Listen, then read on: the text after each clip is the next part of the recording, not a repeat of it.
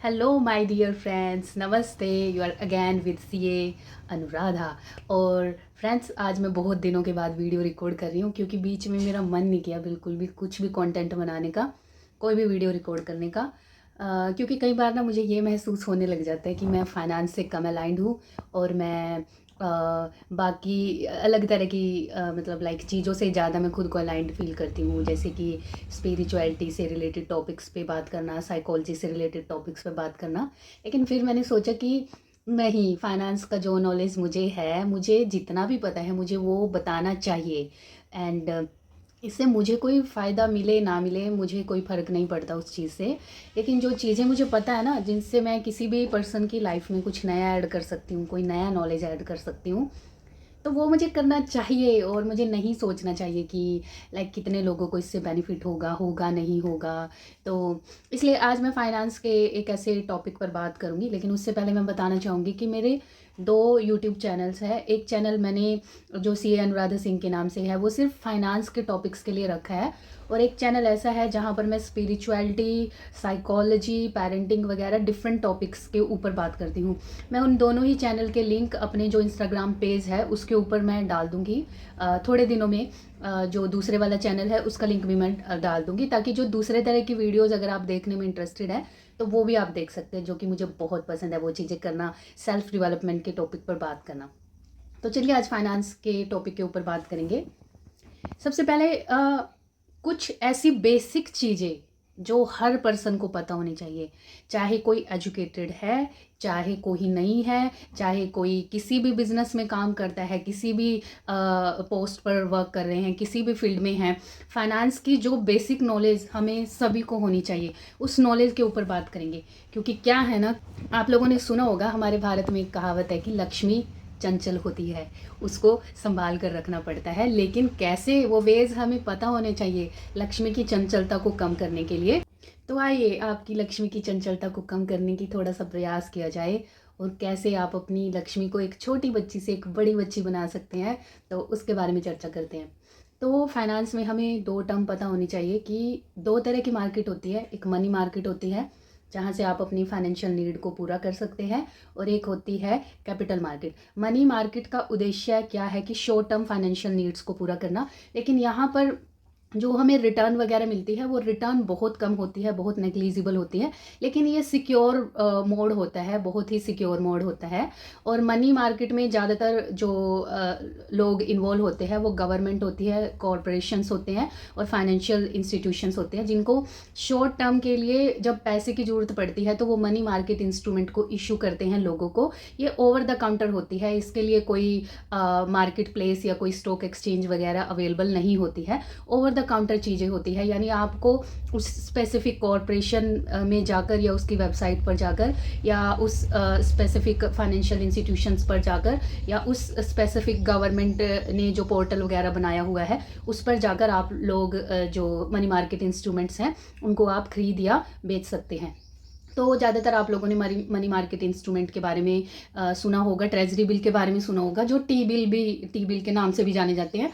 जितने भी money market instrument होते हैं इनकी ड्यूरेशन 1 दिन से लेकर 1 साल तक होती है, इससे ज़्यादा नहीं होती है, क्योंकि ये शॉर्ट टर्म की लिक्विडिटी ये लोग कंपनसेट करने की कोशिश करते हैं।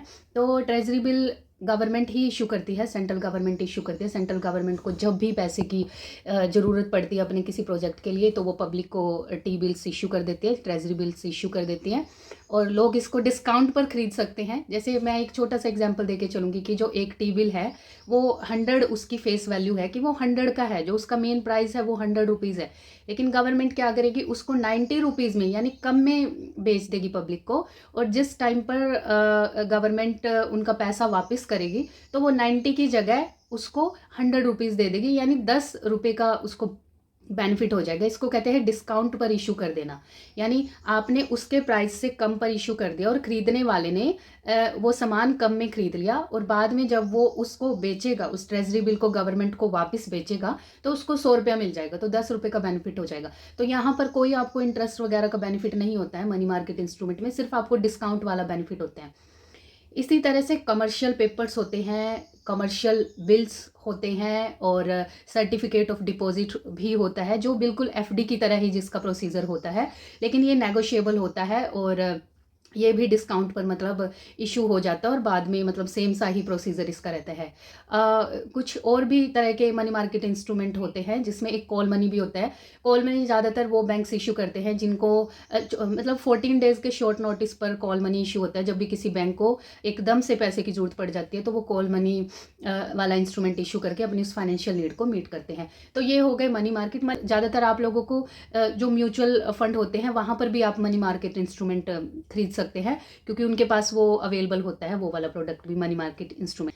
फिर आपको कैपिटल मार्केट का पता होना चाहिए। कैपिटल मार्केट में एक ऐसा प्लेस है कैपिटल मार्केट जहाँ पर सिक्योरिटीज़ को खरीदा या बेचा जाता है। सिक्योरिटीज़ में क्या क्या आ जाते हैं, शेयर्स आ जाते हैं, सिक्योरिटीज़ में डेट आ जाते हैं, डेट के अंदर आपके बॉन्ड और डिबेंचर्स हो गए, और सिक्योरिटी में आपके डेरिवेटिव्स भी आ जाते हैं जिसमें आपके फ्यूचर्स हो गए, ऑप्शंस हो गए, जो शेयर्स के ऊपर जो अंडरलाइंग एसेट होती है उसके ऊपर लोग ट्रेड करके चल सकते हैं। शेयर्स के ऊपर ट्रेड कर सकते हैं, कमोडिटीज़ के ऊपर, बुलियंस के ऊपर, और फॉरेक्स के ऊपर भी आप लोग ट्रेड करके चल सकते हैं। तो अलग अलग तरह की कैपिटल मार्केट होती है, जैसे इक्विटी मार्केट हो गई, बॉन्ड मार्केट हो गई, डेरिवेटिव मार्केट हो गई। तो इस तरह से मार्केट्स होके चल कैपिटल मार्केट में अलग अलग तरह की एक्सचेंज होती है, जैसे BSE हो गई, NSE हो गई, जहाँ पर आप शेयर्स वगैरह में ट्रेड या फिर इन्वेस्ट कर सकते हैं। MCX या NCDX हो गई जहाँ पर आप कमोडिटीज़ वगैरह में ट्रेड कर सकते हैं। फिर एक फॉरेन एक्सचेंज हो गई जिसमें आप करेंसी वगैरह में ट्रेड कर सकते हैं। तो ये हो गया कैपिटल मार्केट, जिसका आपको थोड़ा बहुत हिसाब होना चाहिए कि ये कैपिटल मार्केट होती हैं। फिर आपको फाइनेंशियल इंस्टीट्यूशंस का पता होना चाहिए। ये तो सिंपल है, इसका तो आप लोगों को पता ही होगा। फाइनेंशियल इंस्टीट्यूशंस में बैंक आ जाते हैं, एंड बैंक आ गए, NBFC आ गए, ये सारे फाइनेंशियल इंस्टीट्यूशन होते हैं जो फाइनेंशियल नीड को मीट करते हैं बोरोइंग और लैंडिंग की टर्म में, और जहाँ पर आप कुछ सेविंग वगैरह भी कर सकते हैं और थोड़ा बहुत रिटर्न भी कमा सकते हैं।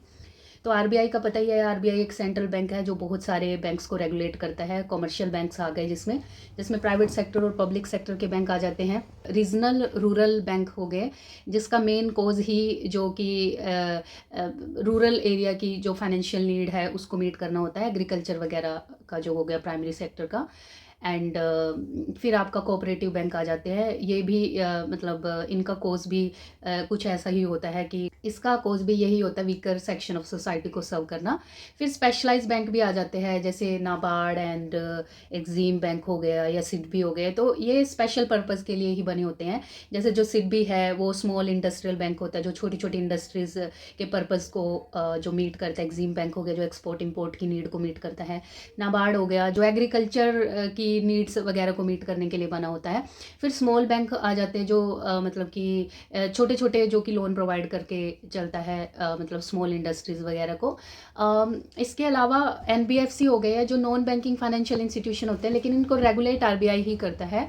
एंड इनके ऊपर बस थोड़े से अलग तरह के पैरामीटर अप्लाई होते हैं, होते ये थोड़े से बैंक के तरह ही है, तो इनको NBFC कह देते हैं। एंड इसके बाद इन्वेस्टमेंट कंपनीज आ जाती है। इन्वेस्टमेंट कंपनीज में क्या है, जैसे वो आप लोगों से पैसा ले लेते हैं। इन्वेस्टमेंट कंपनीज जो होती हैं आप लोगों का पैसा लेकर वो कहीं और इन्वेस्ट करते हैं और वहाँ से रिटर्न कमाकर आपको देते हैं। इन्वेस्टमेंट कंपनीज में म्यूचुअल फंड आ जाते हैं, mutual fund, index fund, ETF और इंश्योरेंस कंपनीज वगैरह। तो ये इन्वेस्टमेंट कंपनीज होती हैं। इंश्योरेंस कंपनीज आपको अलग अलग तरह के इंश्योरेंस प्रोवाइड करती है, जिसमें कि आपको जनरल इंश्योरेंस भी मिलते हैं जो कि फायर से आपको सेफ्टी प्रोवाइड, या आपका व्हीकल इंश्योरेंस हो गया, या और भी अलग अलग तरह के इंश्योरेंस आ जाते हैं जनरल इंश्योरेंस में। फिर आपका एक हेल्थ इंश्योरेंस हो गया जिसमें आपको एक हेल्थ कवर मिल जाता है, और आपका खुद का भी, आपकी फैमिली का भी, फैमिली फ्लोटर भी होता है जिसमें जो डिफरेंट तरह की डिजीज़ होती है वो कवर होके चलती है। उसमें उसमें आपको एड ऑन भी मिल जाते हैं, टॉपअप जिनको कहते हैं, वो भी आप ऐड करवा सकते हो अलग से। अगर कोई और डिजीज़ भी आपने ऐड करवानी है उसमें आप एक प्रीमियम पे करके चलते हैं, मंथली या फिर ईयरली। हेल्थ इंश्योरेंस में मतलब एक फैमिली फ्लोटर भी आपको अवेलेबल हो जाता है जिसमें आप चाहें तो आपके फैमिली मेम्बर को भी कंसीडर करके इंश्योरेंस करवा सकते हैं। ये बहुत ही अच्छा होता है। इससे फ़ायदा क्या होता है कि अगर फ्यूचर में कोई ऐसी अनसर्टेनिटी या कोई सिचुएशन पैदा होती है कि जिसमें आपको एकदम से इतनी ज़्यादा पैसे की जरूरत पड़ रही है, या खुद की हेल्थ इश्यूज़ को लेके या अपने फैमिली मेम्बर के हेल्थ इश्यूज़ को लेके, तो वो आपका इंश्योरेंस कंपनी है वो कवर करके चलेगी। फिर आपका एक टर्म इंश्योरेंस भी आ जाता है जिसमें टर्म इंश्योरेंस में वैसे आपको सिर्फ एक डेथ बेनिफिट मिलता है, जिसमें आप एक पर्टिकुलर कवर पर टर्म इंश्योरेंस करवा लेते हैं और उसका प्रीमियम पे करते रहते हैं, और आपके डेथ के केस में आपके नॉमिनीज जो आपकी फैमिली वगैरह होती है उनको बेनिफिट मिल जाता है। और भी अलग तरह के इंश्योरेंस होते हैं, जैसे एंडोमेंट प्लान होता है, एक यूलिप होता है। इनके अंदर आपको एक जो कहते हैं डेथ बेनिफिट तो मिलता ही मिलता है आपके लव्ड वंस को, साथ में आपको सेविंग्स भी हो जाती है, आपको रिटर्न भी मिल जाते हैं आपको एंडोमेंट प्लान के अंदर। और जो यूलिप प्लान होता है ये कुछ पोर्शन आपका एज अ कवर मतलब रख देते हैं, जो आपके डेथ के केस में आपके फैमिली मेम्बर को प्रोवाइड कर देते हैं, और कुछ पोर्शन जो होता है ये फंड्स वगैरह में इन्वेस्ट करते रहते हैं, तो आपको उसकी रिटर्न भी मिल जाती है जिस हिसाब से मतलब फंड ऑपरेट करता है। फिर कुछ पेंशन इंश्योरेंस भी होते हैं, चिल्ड्रन इंश्योरेंस भी होते हैं। तो अलग अलग तरह के इंश्योरेंस होते हैं। जो म्यूचुअल फंड और इंडेक्स फंड होते हैं, ओपन एंडेड और क्लोज एंडेड म्यूचुअल फंड होते हैं, जिसमें जो ओपन एंडेड म्यूचुअल फंड होते हैं आप जिसमें कितनी भी यूनिट्स खरीद सकते हैं, कितने भी अमाउंट से स्टार्ट कर सकते हैं, कभी भी सेल कर सकते हैं, कभी भी परचेज कर सकते हैं। लेकिन जो क्लोज एंडेड म्यूचुअल फंड या फिर इंडेक्स फंड होते हैं उसमें आपके पास ऑप्शन नहीं होता। उसमें जो कंपनी होती है वो एक आपको पर्टिकुलर डेट देती है, टाइम देती है कि आप इतना पोर्शन खरीद सकते हैं, इस डेट पर खरीद सकते हैं और इस डेट पर आप मतलब बेच सकते हैं। तो क्लोज एंडेड में ही होता है। म्यूचुअल फंड के जो मेन प्रोडक्ट होते हैं, आप वहाँ पर इक्विटी में इन्वेस्ट कर सकते हैं, बॉन्ड में इन्वेस्ट कर सकते हैं, डिबेंचर्स में, कमोडिटीज़ वगैरह में, और मनी मार्केट इंस्ट्रूमेंट वगैरह भी मतलब म्यूचुअल फंड और इंडेक्स फंड आपको प्रोवाइड करके चलता है।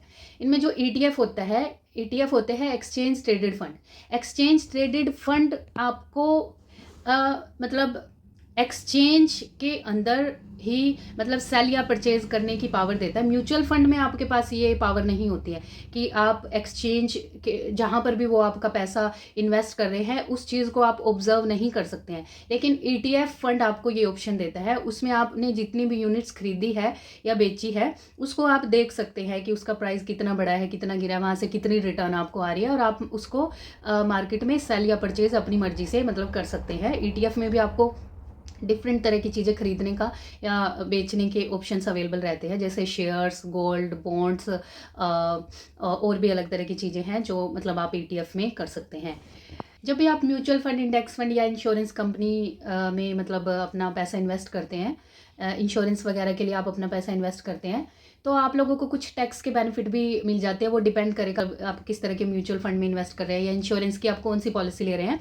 तो उस हिसाब से आपको सेक्शन 80C जो इनकम टैक्स का होता है, जहाँ पर आपको मैक्सिमम 1,50,000 की डिडक्शन मिलती है, तो वो आपको मिलके चलती है। कई इंश्योरेंस पॉलिसी ऐसी होती है कि जिसका जो मेच्योरिटी अमाउंट होता है वो भी एग्जम्प्ट हो जाता है 10 सबसेक्शन 10D के अंडर।